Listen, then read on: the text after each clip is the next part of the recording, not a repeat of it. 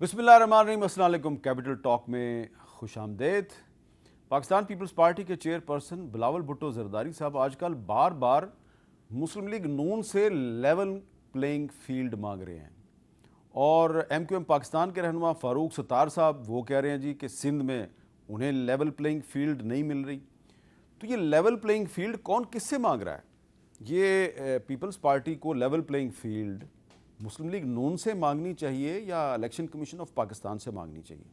और दूसरी तरफ मुस्लिम लीग नून के जो कायद हैं नवाज शरीफ साहब, उन्होंने लंदन में बैठ के जो गुफ्तगू की है, उस गुफ्तगू ने उनका एक नया बयानिया जो है उसको हाईलाइट किया है। ऐसा लगता है कि नवाज शरीफ साहब पाकिस्तान वापसी से पहले अब उसी बयानिए की तरफ वापस जा रहे हैं जिस बयानिए की वजह से तहरीक इंसाफ के दौरे हुकूमत में उन्हें मकबूलियत तो मिली लेकिन उसके साथ साथ काफ़ी मसाइल का भी सामना था। तो क्या ये बयानिया इख्तियार करना सही है या गलत है, इस पर गुफ्तगू करेंगे। और हमारे साथ मौजूद है मुस्लिम लीग नून के सीनियर रहनुमा जनाब खुर्रम दस्तगीर खान साहब, किसी तारुफ के मोहताज नहीं हैं। यहाँ पे हमारे साथ स्टूडियो में मौजूद हैं जनाब शुएब शाहीन साहब, पाकिस्तान तहरीक इंसाफ के रहनुमा हैं, और मुस्तफ़ा नवाज़ खोखर साहब जो कि साबिक़ सेनेटर हैं। सबसे पहले मैं चाहूँगा कि हम बिलावल भुट्टो जरदारी साहब ने जो मुस्लिम लीग नून से लेवल प्लेइंग फील्ड मांगी है, ज़रा सुने वो क्या कह रहे हैं। जहाँ तक नून लीग से एतराज़ है लेवल प्लेइंग फील्ड के बारे में, अगर नून लीग ने मैनेज किया, बंदोबस्त किया कि लेवल प्लेइंग फील्ड ना हो, तो फिर मैं शिकायत उन्हीं के खिलाफ करूँगा। अगर किसी और ने किया होगा तो फिर मैं वो किसी और का नाम ले रहा होता। मगर मैं स्पेसिफिकली जो पाकिस्तान पीपल्स पार्टी का लेवल प्लेइंग फील्ड के एतराज़ात है वो एक सियासी जमात के हवाले से। और डॉक्टर फ़ारूक सत्तार साहब जो हैं वो क्या कह रहे हैं वो भी सुनाएं। सिंध में इंतज़ामी तौर पर अभी तक एक लेवल प्लेइंग फील्ड कायम नहीं हुआ। लेवल प्लेइंग फील्ड मांग रहे हैं हमारे सियासतदान, एक दूसरे से मांग रहे हैं जिससे मांगना चाहिए उसका नाम उनकी ज़ुबान पे नहीं आ रहा। मेरी मुराद इलेक्शन कमीशन ऑफ पाकिस्तान से है, समझ गए ना आप। तो खुर्रम दस्तगीर खान साहब, ये जो पाकिस्तान पीपल्स पार्टी है ये आपकी जमात से लेवल प्लेइंग फील्ड मांग रही है, क्यों मांग रही है आपसे? ये तो उसका जवाब बेहतर तो मोहतरम बिलावल भुट्टो जरदारी साहब ही दे सकते हैं कि उनके जहन में क्या खदशात हैं। जो हकीकत ये है कि 16 माह की हुकूमत के दौरान जो 15 जमातों की एक मुश्तरका हुकूमत थी, उसमें तमाम जमातों में एक मिसाली इत्तेहाद और इत्तफाक था तमाम इशूज़ के बारे में। यानी आखिरी दिन तक जब तक मुश्तरका मफादात काउंसिल का इजलास भी हुआ, उसमें भी मुतफिका फैसले हुए। तो लिहाजा वो जो 16 माह की हुकूमत थी, 15 जमातें थी, उन सबको अपनी जिम्मेदारी भी कबूल करनी है। अब अगर हम सब ये कोशिश करें कि हम उससे पीछे हट जाएं या किसी और के ऊपर वो जिम्मेदारियां या मुश्किल फैसले डाल दें, तो ये मुमकिन नहीं है। और अगर उनके जहन में कोई ऐसी बात है तो वो खुलकर उसका इजहार करें। और आपने कहा कि इलेक्शन कमीशन से करें, मुक्तदरा से करें अगर वो करना चाहते हैं, कि वो समझते हैं कि कोई ऐसा इशू है। क्योंकि अगर हमें आगे बढ़ना है तो हमें पाकिस्तान के जो मामलात हैं, वो आपने जिक्र किया कि ये बयानिया नया बन रहा है, ये बयानिया नहीं है, ये तशखीस है कि पाकिस्तान को की सियासत को और जमहूरियत को और आइन को और हाकमियत को जो मर्ज लाहक हैं वो कौन कौन से हैं, सिर्फ एक नहीं है। लेकिन उसकी तशखीस करना और उसको अवाम के सामने रखना, क्योंकि इलेक्शन की जो मुहिम है असल में तो वो पाकिस्तान के अवाम के साथ एक मुकालमा है कि आपने उनको जाके बताना है कि अगर आज हमें मुश्किलात हैं वो किस वजह से हैं और क्या हमारे पास उसका कोई हल है या नहीं। अच्छा, अब शुएब शाहीन साहब जरा सुने नवाज शरीफ साहब ने गुफ्तगू क्या की है लंदन में। 4 जज बैठ के तो करोड़ों लोगों के मैंडेट वाले वजीरान को चलता करते हैं। उसके पीछे जनरल बाजवा और जनरल फैज हैं। आलाकार कौन है? आलाकार साकिर निसार हैं, खोसा है, वो पनामा वाला बेंच है, इजाजुल हसन है। बड़ा जुल्म होगा और अपने आप से हम जुल्म करेंगे अगर इन लोगों को हम अपना स्पेयर करेंगे। ये लोग काबिल माफी नहीं है, ये कैफरे किरदार तक पहुंचेंगे। अच्छा, अब शुएब शाहीन साहब, आपकी जमात जो है वो जनरल बाजवा का नाम तो लेती है लेकिन जनरल फैज़ का नाम नहीं लेती और बाकी जो जज साहिबान हैं उनके नाम नहीं लेती। آپ کو لگتا ہے کہ اب نواز شریف صاحب پاکستان واپسی سے پہلے اسی قسم کا بیانیہ بنانے کی کوشش کریں گے جیسا بیانیہ اب تحریک انصاف کا ہے؟ میرا خیال ہے یہ لوگوں کی آنکھوں میں دھول جھونکنے کے مترادف ہے. یہ جو 16 مہینے انہوں نے ڈرامے کیے ہیں، شہباز شریف جاتے جاتے وہ جو آخری پل تھا اس کا افتتاح کرتے ہوئے کہتے ہیں کہ یہ جی جناب چیف آف آرمی اسٹاف کی مہربانی سے یہ پل بھی میں بنانے کے قابل ہوا ہوں. یہ تو ان کی چاپلوسی کی آخری حدوں کو جو چھونے والا تھا. ان کا سگا بھائی نہیں تھا، ان کے آنے کا کس نے اناؤنسمنٹ کیا؟ شہباز شریف نے نہیں کہا کہ جناب میرے بڑے بھائی اور قائد PMLN آ رہے ہیں. اور کون نہیں جانتا کہ شہباز شریف ان کی اجازت کے بغیر کر سکتا تھا پرائم منسٹرشپ. اچھا، ان کا جو پسندیدہ ترین آدمی اسحاق ڈار کس کا تھا؟ مفتاح اسماعیل کو سائٹ پہ کیا کہ جی یہ آئے گا اور معیشت کو سنبھال لے گا، بڑا افلاطون اور سقراط ہم بھیج رہے ہیں. خرم دستگیر صاحب کس پارٹی کے تھے؟ میاں جاوید لطیف کس پارٹی کے تھے؟ احسن اقبال کس پارٹی کے تھے؟ 87 منسٹرز وزیر و مشیر تھے، جس میں سے 5 یا 10 ہوں گے، 5 تھے جو وہ کہتے ہیں پیپلز پارٹی والے. باقی منسٹریز 4 آپ دے دیں فضل الرحمان کو. باقی سارے کے سارے 70 75 یا 80 منسٹرز کس کے پاس تھے؟ اگر ان کی پرائم منسٹرشپ کا یہ عالم تھا کہ سوائے وہ ووٹ کو عزت دو کا نعرہ دفن کر کے انہوں نے بوٹ کو عزت دو کا نعرہ اٹھا لیا. اور خواجہ آصف کی سٹیٹمنٹ آپ اٹھائیں، وہ کیا کہتے ہیں کہ باجوہ نے ان کو کہا کہ جی فروری اس میں 2019 میں کہا کہ پہلے پنجاب گورنمنٹ لے لو، اس کے بعد آپ کو فیڈرل گورنمنٹ ملے گی. انہوں نے کہا نہیں، ہم نے کہا کہ نہیں، ہمیں بیک وقت چاہیے. اور بیک وقت کیا کیا کہ جب اس نے کہا آ جاؤ، اور یہ بھاگتے ہوئے نہیں گئے. اور اس سے پہلے ان کی سٹیٹمنٹ اٹھائیں کہ ہم آج چاہیں ان کو ہٹا سکتے ہیں، لیکن اس کے لیے ہمیں اسٹیبلشمنٹ کے نیچے گرنا پڑے گا. احسن اقبال کی سٹیٹمنٹ اٹھائیں، سب کی میں نے بھی سنی ہوئی ہے، آپ نے بھی سنی ہوئی ہے. اگر آپ نے آج لوگوں کو بیوقوف بنانا ہے اور ڈالر آپ نے کہاں پہنچا دیا، آپ نے اپنی GDP کو 0 پہ پہنچا دیا، ریزرو آپ نے ختم کر دیے، پیٹرول اب مل نہیں رہا، فیکٹریاں آپ کی بند ہو گئیں، ملٹی نیشنل کمپنیاں ساری چلی گئی ہیں. آج اس ملک کو تباہی کے دہانے پہ 16 مہینوں میں پہنچانے والی یہ 15 جماعتیں یا 13 جماعتیں جو بھی تھیں، جس کے سرخیل شہباز شریف اور نواز شریف ہیں. نواز شریف صاحب نے ایک سٹیٹمنٹ دی تھی پچھلے 16 مہینوں میں کہ نہیں جناب ہم اسٹیبلشمنٹ کی گود میں جو بیٹھے ہیں غلط بیٹھے ہیں، یا وہ کہتا کہ میں نہیں ان کے ساتھ نہیں شامل کرتا. تو اسحاق ڈار کو کس نے بھیجا تھا؟ اور یہ ساری کیبنٹ میٹنگز یا سارے جو پالیسی ڈیسیژنز ہوتے تھے کون لیتا تھا ان کا؟ ٹھیک ہے، وہ لیتے تھے. Even chief of army staff کی نامینیشن بھی کہتے ہیں جی وہاں سے ہو کر آئی ہے.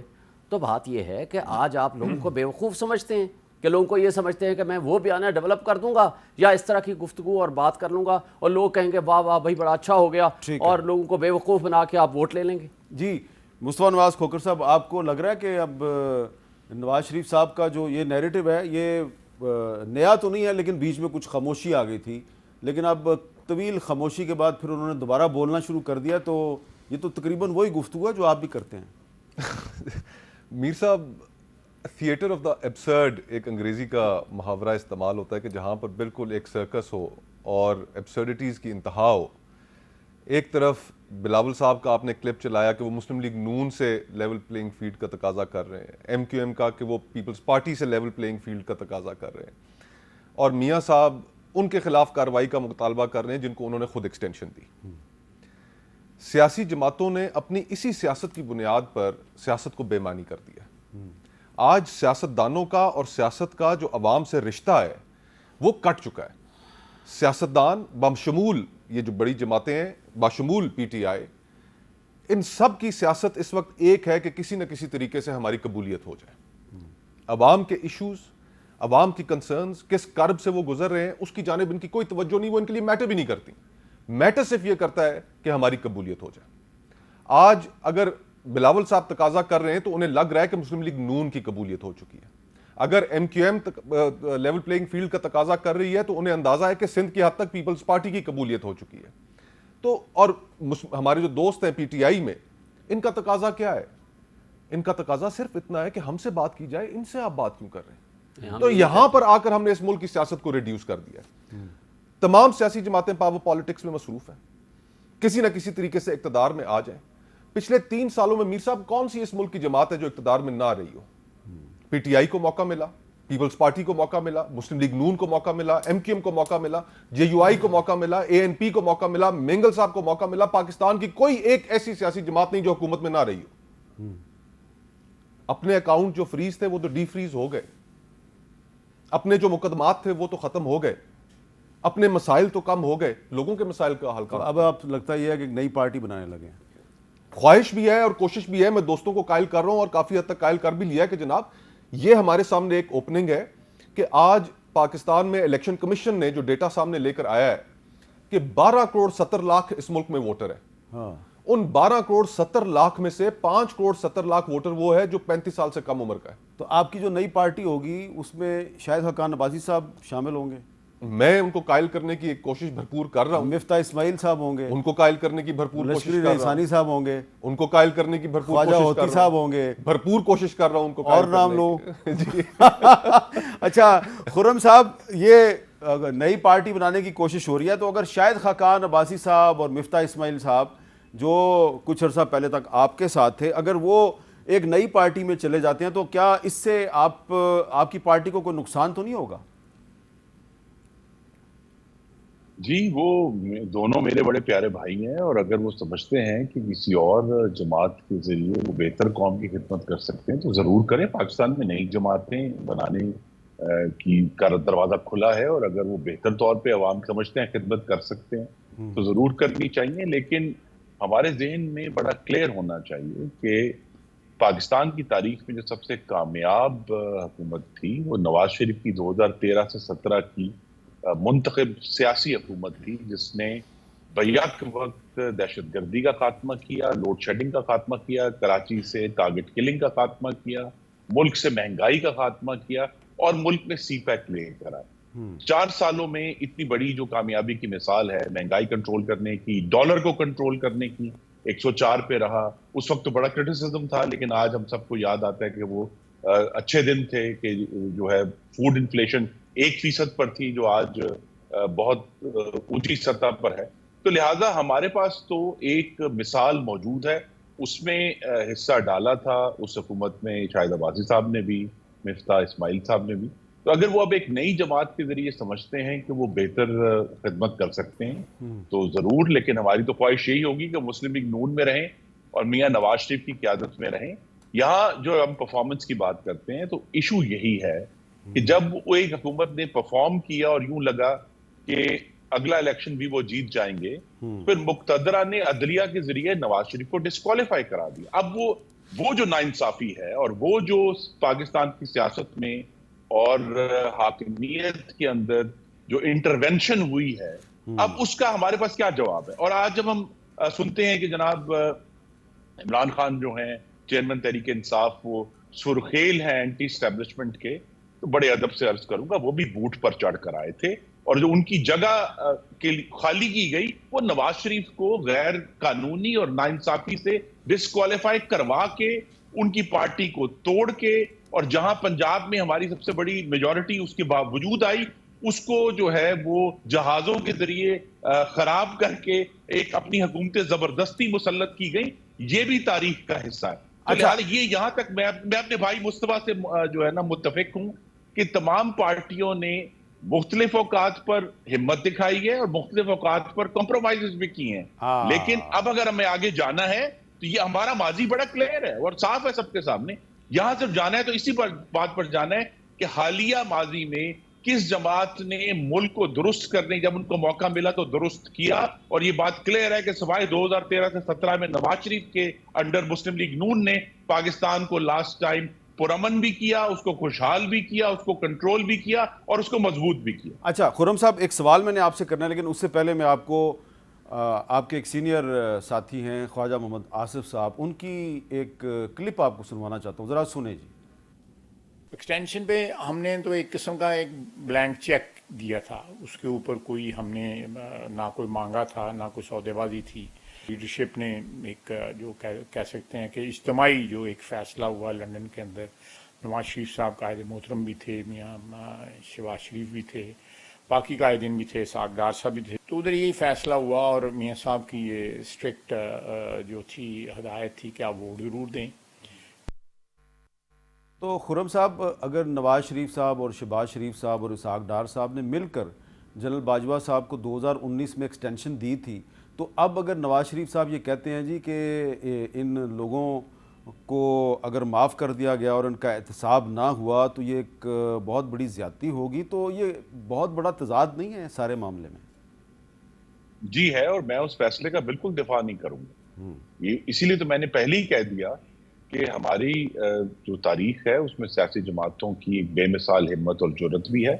آخر یہ بھی تو تاریخ کا حصہ ہے کہ جب عمران خان کا فاشزم اس ملک پر جو ہے مسلط تھا تو ہماری پارٹی کے درجنوں لیڈران جو ہیں جن کے نام آپ نے 2 لیے بھی ہیں, شاہد عباسی اور مفتاح اسماعیل, لیکن اس کے علاوہ خود نواز شریف, شہباز شریف, حمزہ شہباز, مریم نواز, جیکسن اقبال, سعد رفیق, سلمان رفیق, ایک لمبی لسٹ ہے. وہ سب لوگ ناانصافی اور ناحق کو ان کو مہینوں اور سالوں جیلوں میں جو ہے ڈالا گیا, ان کو ٹارچر کیا گیا, رانا ثناء اللہ کو ٹارچر کیا گیا, شاہد عباسی کو ٹارچر کیا گیا.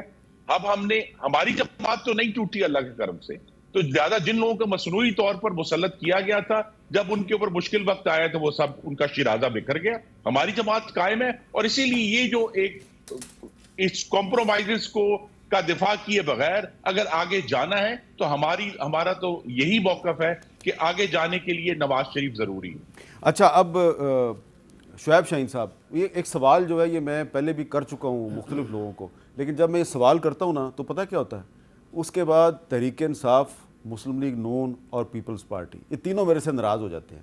لیکن میں پھر جسارت کر رہا ہوں, گستاخی کر رہا ہوں. دیکھیے, ابھی میں نے یہ سوال کیا خرم صاحب کو, مجھے آپ یہ بتائیں کہ آج تحریک انصاف جو ہے وہ تنقید کرتی ہے اسٹیبلشمنٹ کے رول پہ.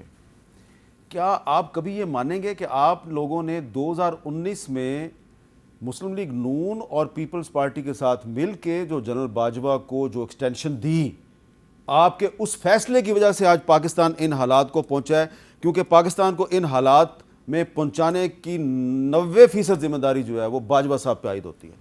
حامد میر صاحب, یہ تو میری بات کر رہے ہیں نا. عمران خان نے اوپنلی پبلکلی اس بات کو ایڈمٹ کیا کہ یہ ہماری سب سے بڑی غلطی تھی باجوہ کی ایکسٹینشن, یہ سب سے بڑی غلطی, اس کو وہ ایکسیپٹ کرتے ہیں, اس کو ایڈمٹ کرتے ہیں, پہلی بات. دوسری بات جو خرم صاحب کہہ رہے ہیں, آپ یہ بتائیں کہ جو پچھلے کچھ دنوں سے یا پچھلے 16 مہینوں سے آپ نے جو فاشزم کی بدترین مثال قائم کی, جس کا سلسلہ جاری ہے, یہ انہی کی ایکسٹینشن ہے نا.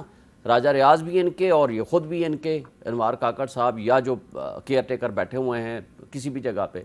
مجھے بتائیں, وہ عباد فاروق, اس کا بیٹا, معصوم نابالغ بچہ, اس کا کیا قصور ہے؟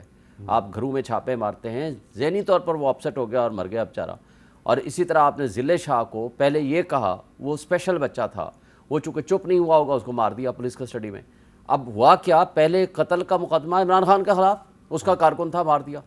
دوسرا پرچہ ایکسیڈنٹ کا بنا دیا اور اس میں بھی عمران خان کا نام ڈال کے تو اس کو.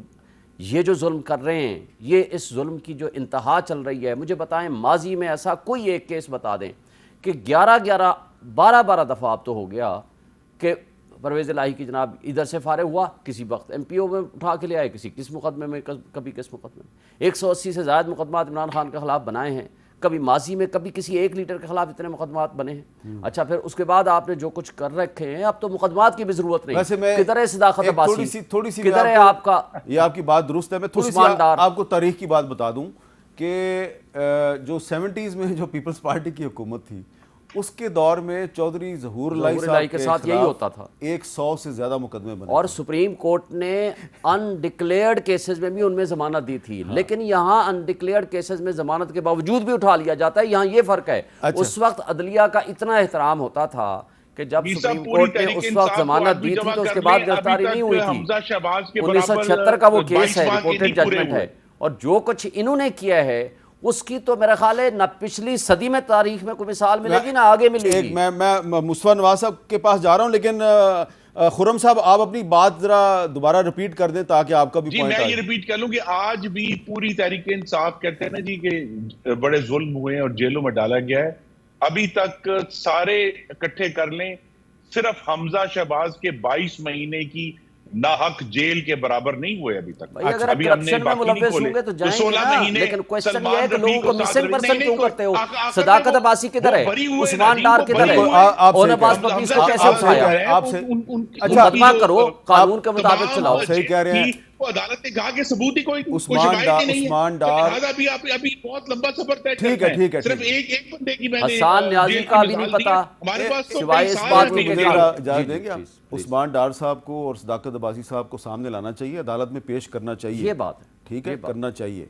لیکن 2018 میں ایک صحافی تھا مدثر نارو, وہ غائب ہوا, پھر اس کی بیوی بھی فوت ہو گئی, آج تک اس کا بھی پتہ نہیں چلا. اور کبھی اس کا بھی ہم نام لیں گے, اس کا بھی مطالبہ کریں گے, سامنے لانا چاہیے. ہم عمران ریاض کی بھی بات کریں گے, اس کو بھی سامنے آنا چاہیے. بلکہ ارشد شریف شہید کا بھی اس کے مقدمے کی کوئی مجھے یہ بتا دیں وہ 16 مقدمات کس نے دائر کرائے تھے جس نے مجبور کیا پاکستان سے. ہاں جی, اب آپ بتائیں جی, آپ تو ہیومن رائٹس کی کمیٹی کے چیئرمین بھی رہے ہیں. حامد بھائی, یہ کون زیادہ مظلوم ہے, تحریک انصاف یا مسلم لیگ نون؟ حامد بھائی, بات یہ ہے کہ آج صرف کرسیاں بدلی ہیں. کل کو جو گفتگو مسلم لیگ نون کرتی تھی وہ آج پی ٹی آئی کر رہی ہے, اور جو گفتگو پی ٹی آئی کرتی تھی وہ آج مسلم لیگ نون کر رہی ہے. اسکرپٹ وہ نہیں بدل رہا ہے اس ملک میں. اسکرپٹ 1900 جب سے ایوب خان صاحب کی ڈکٹیٹرشپ آئی, پروڈا, ایبڈو, وہاں سے سلسلہ شروع ہوا اور آج تک جو سلسلہ جاری ہے, اسکرپٹ نہیں بدل رہا. اسکرپٹ یہ ہے کہ سیاستدانوں کو ایک دوسرے کے ساتھ لڑاؤ. اسکرپٹ یہ ہے کہ سیاستدانوں کو ہی سیاستدانوں کے خلاف استعمال کرو. سیاستدان اور صحافیوں کو صحافیوں کے خلاف استعمال کرو. میر صاحب, کہنا میں یہ چاہتا ہوں کہ دیکھیں, ایک تنقید ہوتی ہے جو ایک کسی خاص زاویے میں کی جاتی ہے, ایک تنقید وہ ہوتی ہے جو تعمیری طریقے سے کی جاتی ہے. گزارش یہ ہے, ہاتھ باندھ کے گزارش ہے, 76 سال اس ملک کو ہو چکے ہیں. ان 76 سالوں میں ہم کوئی ایک سفر بھی طے نہیں کر سکے. ڈکٹیٹرشپس بھی ہم نے دیکھ لی, ہم نے اس ملک میں ہائیبریڈ نظام بھی دیکھ لیا. ہم نے جو صرف اس ملک میں ایک نئی چیز دیکھی وہ یہ ہے کہ عوام اپنی منشا کے مطابق فیصلہ کریں اور جس کے ہاتھ میں اقتدار دیں اس کو ہم 5 سال کے لیے کام کرنے دیں. ہماری تاریخ میں کوئی وزیر اعظم ایسا نہیں گزرا کہ جس نے اپنی مدت پوری کی. کوئی بھی نہیں ہے, کوئی وزیر اعظم ایسا نہیں ہے. کیا وجہ ہے؟ دیکھیں, اگر ہم نے ملک کو آگے لے کر اب چلنا ہے تو ہمیں ہماری جو اسٹیبلشمنٹ ہے اس کو بھی یہ بات سمجھنی ہوگی کہ وہ جب سیاست کے اندر انٹرونشن کرتے ہیں تو سیاسی عدم استحکام پیدا ہوتا ہے. یوسف رضا گیلانی کے خلاف پٹیشنر تھے نواز شریف, اور نواز شریف کے خلاف پٹیشنر تھے عمران خان. تو ہم سیاستدان, ہمیں بھی میچورٹی دکھانی پڑے گی. آج جو ہم اتنے دعوے اور اتنا اطرار ہیں قبولیتوں کے اوپر, ہم میں سے اگر کوئی ایک سیکشن, تو ان کو بھی اس چیز کے اوپر غور کرنا چاہیے کہ ہم کوئی سیاست کی اچھا ذرا یہ میں نے بریک لینی ہے, ذرا یہ چلتے یہ جو سارے ایشوز ہیں میر صاحب, دیکھیں ہماری تمام تر توجہ, آپ نے مسنگ پرسنز کا ذکر کیا. پاکستان میں ہم اس مسئلے کو نہیں سالو کر پا رہے. میں بطور چیئرمین انسانی حقوق کمیٹی کے اس معاملے کو نہیں سالو کر پایا. میں نے جاوید اقبال صاحب جو مسنگ کمیشن کے سربراہ تھے ان کو بلایا, وہ آئے کمیٹی میں. میں نے ان سے صرف ایک سوال پوچھا, میں نے کہا حضرت ٹھیک ہے آپ کے ذمہ یہ کام لگایا گیا ہے, مسنگ کمیشن کے سربراہ ہیں, لیکن آپ کے جو ٹرمز آف ریفرنس ہیں اس کے اندر ایک لائن یہ بھی ہے کہ نہ صرف آپ لوگوں کو برآمد کرنے میں اپنا کردار ادا کریں گے بلکہ ان لوگوں کا بھی تعین کریں گے جو اس گھناؤنے عمل کا میں شامل ہے. کو ذرا بتائیے تو صحیح, آپ خود کہتے ہیں کہ آپ نے اتنے لوگ برآمد کر دیے, تو یہ کون لوگ لے گئے تھے؟ اب ہمیں اس ملک کو اگر پٹڑی پہ ڈالنا ہے ٹھیک ہے تو ہمیں انسانی حقوق کا احترام کرنا ہوگا. ہمیں اس ملک کی عوام کے ساتھ جو ایک سوال خرم صاحب کانٹریکٹ ہے وہ اتنا کمزور ہو گیا. خرم صاحب کا سوال. جی میرا سوال یہ ہے کہ دیکھیے, محمد نواز شریف کے جب والد کی رحلت ہوئی تو اس وقت پرویز مشرف کا دور تھا, وہ ملک سے جلا وطن تھے, اپنے والد کو قبر میں نہیں اتار پاؤں. جب ان کی والدہ کی رحلت ہوئی تب بھی وہ ملک سے باہر تھے, اپنی والدہ کو قبر میں نہیں اتار پاؤں. جب اس طرح کے آپ کو ذاتی دکھ لگیں گے, تو سیاستدانوں پہ اس طرح کے ظلم ہوں گے کہ وہ اپنے والدین کی میت کو کندھا نہ دے سکیں, تو میرے اپنے بھائی مصطفیٰ نواز کوکر سے بڑا ایک سنسیئر سوال ہے کہ جب اس طرح کے آپ کو دکھ لگیں گے صرف آپ کی سیاست کی وجہ سے, تو پھر کوئی حل ہمیں بتائے نا, کیا ہم معاف کر دیں؟ جی میں حل بتاتا ہوں, مجھے صرف 1 منٹ دیجیے گا میر صاحب. میں آتا ہوں, جی سوال آ گیا, مجھے صرف ایک سوال آ گیا, آپ کا سوال آ گیا, میں جواب آپ سے لیتا ہوں ایک وقفے کے بعد.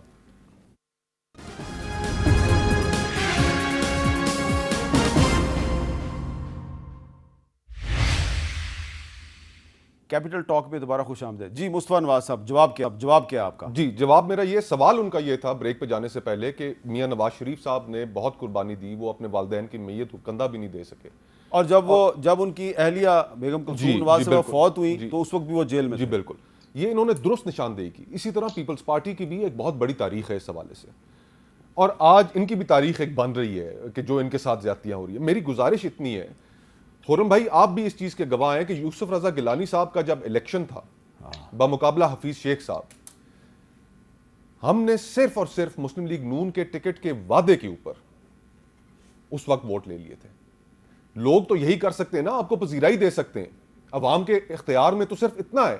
تو اس وقت جو یہ چیزیں لوگوں نے بھی دیکھیں اور لوگوں نے پھر آپ کے ساتھ ہمدردی کا اظہار کیا, آپ کو پاپولر کیا, آپ کے بیانیے کو پاپولر کیا, اور پھر اس کے نتیجے میں ہم نے ووٹ بھی لے لی. اور یہی حال پیپلز پارٹی کا تھا کہ جب وہ اس سیاست سے جڑی رہی تو وہ پاپولر رہی.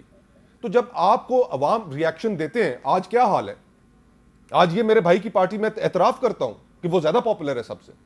وہ اس وجہ سے پاپولر ہے, ان کی کردار, ان کی جو کارکردگی ہے اس کے اوپر کوئی گفتگو نہیں ہو رہی. عمران خان صاحب نے وعدہ کیا تھا 50 لاکھ گھروں کا, انہوں نے وعدہ کیا تھا 1 کروڑ نوکری کا, بری طرح فیل ہوئے.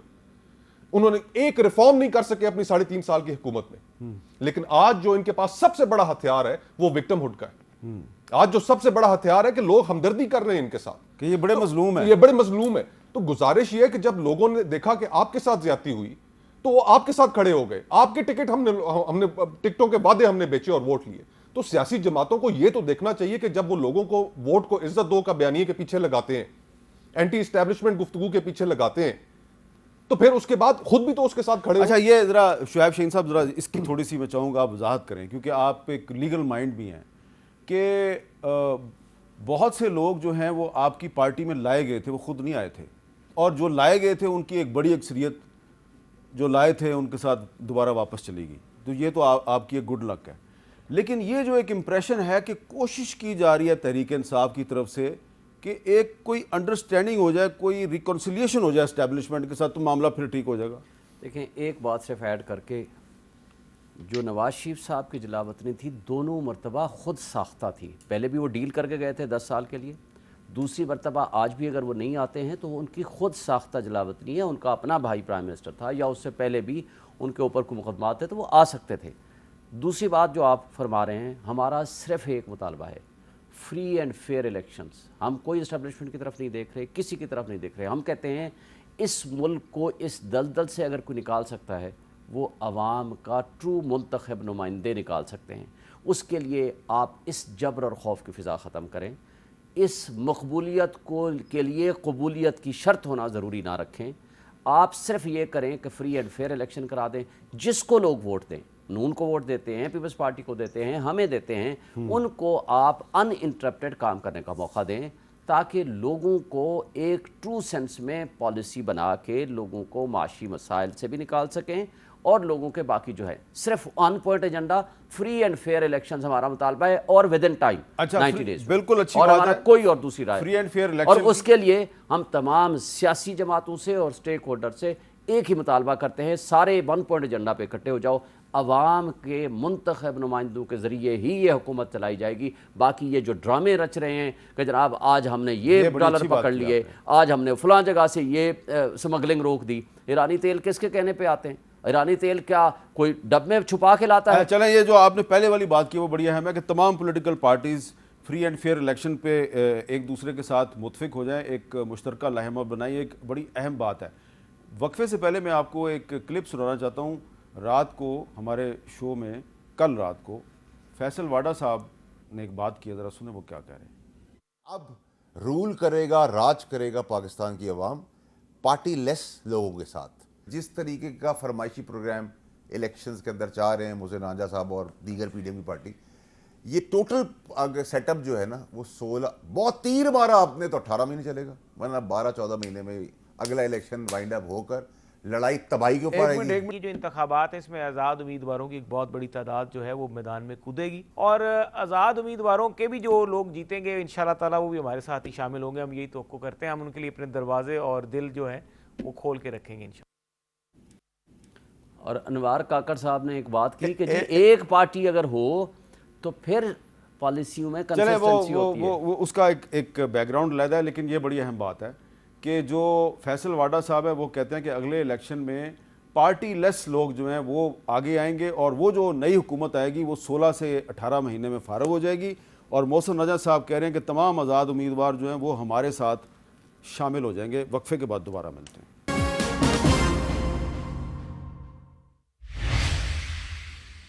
Welcome back. خرم صاحب, فیصل واڈا صاحب جو ہیں وہ کہہ رہے ہیں جی کہ پارٹی لیس پالیٹکس کا دور دوبارہ پاکستان میں آنے والا ہے، اور محسن رجا صاحب جو ہے وہ کہہ رہے ہیں آزاد امیدوار کافی بڑی تعداد میں آئیں گے سامنے، اور وہ اکثر جو ہیں وہ ہماری پارٹی کے ساتھ شامل ہو جائیں گے. تو اس سے کیا مراد لی جائے؟ جی مراد میں تو یہ لوں گا کہ میں اور شعیب شاہین صاحب کم ہی اتفاق کرتے ہیں، لیکن انہوں نے جو بات کی ہے میں اس سے مکمل طور پر متفق ہوں کہ پاکستان کی عوام کی رائے مقدس ہے اور اسی کی بنیاد پر حکومت بننی چاہیے. جس کو وہ بیلٹ باکس پہ ووٹ دیں وہی حکومت بنائے، اسی سے ہم آگے چل سکتے ہیں. اس میں کوئی دوسری رائے نہیں ہو سکتی. ہم نے سارے تجربے کر کے دیکھ لی، اور تجربہ عمرانی جو منہ کے بل گرا وہ اسی لیے گرا کہ وہ ایک مصنوعی تجربہ تھا. ایک شخص کو مسلط کرنے کی کوشش کی گئی پاکستان کے اوپر، اور وہ جس قسم کی پھر تباہی ہوئی، اور وہ جو ہائبرڈ نظام کا پورا سسٹم تھا وہ ہم نے دیکھ لیا ہے. اور اب جبکہ اگر ہمیں آگے جانا ہے 76 سالوں کے بعد، تو طریقہ یہی ہے کہ اب اس پہ ہم وقت پر ضرور بحث ہو سکتی ہے، لیکن جس طرح ہم توقع کر رہے ہیں کہ 30 نومبر تک حلقہ بندیاں نوٹیفائی ہو جائیں گی، اور اس کے بعد 54 دن چاہیے الیکشن کمیشن کو، تو جتنی جلدی انتخابات ہو جائیں اور صاف شفاف اور کرپشن سے پاک انتخابات ہوں، وہی ملک کو آگے لے جانے کا طریقہ ہے. مصطفیٰ نواز کھوکھر صاحب، آزاد امیدواروں کا جو مستقبل ہے اس کو بڑا روشن قرار دیا جا رہا ہے، تو آپ پھر آزاد امیدوار بن کے الیکشن کیوں نہیں لڑ رہے؟ آپ نئی پارٹی کیوں بنانا چاہتے ہیں؟ اگر میں جن دوستوں کا میں نے پچھلے پروگرام کے حصے میں ذکر کیا، اگر وہ قائل ہو جاتے ہیں تو ٹھیک، اگر نہیں تو پھر آزاد الیکشن لڑوں گا. یہ بات تو میں بہت پہلے کر چکا ہوں، اور وہ بھی شاید اس لیے یہ لوگ محسوس کر رہے ہیں میر صاحب کہ لوگوں کے ایک بڑے طبقے کے اندر سیاست سے بھی بیزاری پیدا ہو رہی ہے. لوگ یہ ضرور دیکھ رہے ہیں کہ یار یہ جو ہم روز رات کو ٹی وی چینلوں کے اوپر بیٹھ کر گفتگو کرتے ہیں، جو آپس میں مار دھاڑ ہے، ایک دوسرے کے اوپر الزامات ہیں، یہ جو اقتدار کی رسا کشی ہے، ہم اس میں کہاں فگر ان کرتے ہیں؟ یہ لوگوں کے ذہن میں ایک بہت بڑا سوال ہے. ابھی خیبر پختونخوا کے اندر الیکشنز ہوئے، بلدیاتی الیکشنز، تو وہ جو سیکنڈ سٹیج تھا ان کا، زیادہ تعداد آزاد امیدواروں کی تھی جو جیت کر سامنے آ گئی. تو لوگوں کے اندر، اور یہ بیزاری بیجا نہیں ہے، ہم سیاسی جماعتیں اپنے کردار کی جانب تو دیکھیں کہ ہم نے ان پچھلے کئی سالوں میں عوام کو کیا ریلیف دیا ہے. میں نے کل ایک نئی اصطلاح سنی، معاشی وٹا سٹا. تو میں نے وہ صاحب جنہوں نے یہ ذکر کیا، میں نے پوچھا یہ معاشی وٹا سٹا کیا ہوتا ہے؟ انہوں نے کہا کہ 30 روپے کم کیا ڈالر، 26 روپے پیٹرول مہنگا کر دیا. ٹھیک ہے، سٹاپ ٹو سٹاپ کرایہ جو ہے وہ 50 روپے ہو گیا، ہم لوگ تو مر گئے. ہاں، تو شعیب شاہین صاحب یہ اب آخر میں ذرا بتائیں گے کہ 2018 میں بھی ہم نے دیکھا کہ جو تحریک انصاف تھی اس کو سمپل میجورٹی نہیں ملی تھی، لیکن کچھ آزاد امیدواروں کو ساتھ ملا کے اس نے حکومت بنا لی. پھر وہی آزاد امیدوار جو پارٹی میں شامل ہوئے وہ سب سے پہلے چھوڑ کے بھاگے. تو اگر دوبارہ یہی صورتحال پیدا ہوتی ہے تو پاکستان میں سٹیبلٹی آئے گی؟ نہیں آئے گی. دیکھیں، یہ ڈیپوٹیشنسٹس کا سلسلہ بند ہونا چاہیے. یہ ٹیسٹ ٹیوب لیبارٹریز سے سیاستدان بنانے بند کرنے چاہیے. یہ آزاد کی کوئی حیثیت نہیں ہوتی. یہ سوائے اسٹیبلشمنٹ کے کندھوں پہ چڑھ کے یا جہاں جہاں ان کے کہیں مفادات ہوں وہاں سے وہ لے کر آتے ہیں. انٹر انلیس کو بہت سیاسی جماعتیں کون سا یہ کردار ادا نہیں کر رہی. موسٹ پاپولر کوئی لیڈر کسی جگہ پہ ہو سکتا ہے، جیسے مولانا ہدایت الرحمان ہے، حافظ نعیم کا بڑا اچھا رول ہے. اس طرح کی لیڈرشپ جو محنت کرتی ہے، کام کرتی ہے، اس طرح کے لوگ تو آ سکتے ہیں، کوئی 2 4 5 ہو سکتے ہیں. لیکن جو گفتگو یا جو سلسلہ اور تسلسل کیا جا رہا ہے، بیسیکلی پی ٹی آئی کے ساتھ لوگ وابستہ ہیں، جو وہ طبقہ جو مڈل کلاس جنرلی جو پالیٹکس میں نہیں آتا تھا، آج اس پہ تشدد کر کے ان کو نشانہ عبرت بنا کے یہ ان کو میسج دیا جا رہا ہے کہ آپ واپس اپنی اسی جگہ پہ چلے جاؤ، آپ سیاست سے ہٹ جاؤ. اب آخر میں آپ participation in the process of election سے نکل جاؤ. ایک ایشو اور بھی ہے پاکستان میں، ہم اپنی ڈومیسٹک پالیٹکس میں اتنے پھنسے رہتے ہیں کہ دنیا میں بڑے بڑے اہم واقعات ہوتے ہیں اس طرف توجہ نہیں دیتے. تو آخر میں کینیڈین پرائم منسٹر نے ایک بڑی اہم سٹیٹمنٹ دی ہے اپنی پارلیمنٹ میں، سنیں وہ کیا کہہ رہے ہیں. Over the past number of weeks, Canadian security agencies have been actively pursuing credible allegations of a potential link between agents of the government of India and the killing of a Canadian citizen, Hardeep Singh Nijjar. Canada has declared its deep concerns to the top intelligence and security officials of the Indian government. Last week at the G20, I brought them personally and directly to Prime Minister Modi in no uncertain terms. بڑی اہم بات ہے. تو Canada کے جو وزیر اعظم نے یہ اپنی پارلیمنٹ میں کھڑے ہو کے بھارت کی حکومت پہ الزام لگایا کہ اس نے کینیڈا میں دہشت گردی کی ہے اور ایک جو خالصتان تحریک کا حامی ایکٹیوسٹ تھا اس کو قتل کروا دیا ہے. تو کیا اس کے بعد اب بھارت کی حکومت کے ساتھ بھی مغربی حکومتیں اور مغربی میڈیا وہی سلوک کرے گا جو عام طور پہ وہ پاکستان کے بارے میں کرتے ہیں؟